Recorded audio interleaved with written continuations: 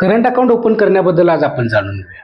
Current account open करण्यासाठी दोन प्रकारचे डॉक्युमेंट असू शकतात. एक पर्सनल डॉक्युमेंट असू शकतं किंवा एक बिझनेस डॉक्युमेंट असू शकतं. आता पर्सनल डॉक्युमेंटेशनमध्ये पॅन कार्ड असू शकतं, आधार कार्ड असू शकतं, ज्याला आपण प्रूफ ऑफ आयडेंटिटी आणि प्रूफ ऑफ ॲड्रेस असं म्हणतो. पर्सनल डॉक्युमेंटमध्ये तुम्हाला तुमचा स्वतःचा मोबाईल नंबर द्यावा लागतो, जेणेकरून तुमच्या खात्यावरती होणारे ट्रान्झॅक्शनचं SMS नोटिफिकेशन आपल्याला मिळेल. आपली सही त्या ठिकाणी घेतली जाते. आता बिझनेस डॉक्युमेंटकडे जाऊया. बिझनेस डॉक्युमेंटमध्ये तुम्ही शॉप ॲक्ट देणं गरजेचं आहे. त्याचबरोबर आता कंपल्सरी केलेलं आहे ते उद्यम आधार. उद्यम आधार हे सुद्धा महत्त्वाचं डॉक्युमेंट आहे, ते सुद्धा देणं गरजेचं आहे. त्याचबरोबर जर तुम्हाला GST लागू असेल, ॲप्लिकेबल असेल, तर GST सर्टिफिकेट सुद्धा द्यावं लागतं.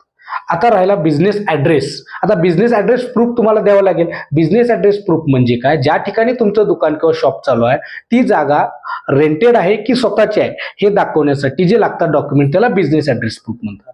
उदाहरणार्थ जर तुमची ती भाड्याची जागा असेल तर तुम्हाला रेंट ॲग्रीमेंट देणं गरजेचं आहे, आणि जर स्वतःची असेल तर लाईट बिल देऊन ही जागा माझी स्वतःची आहे हे कळलं जाईल.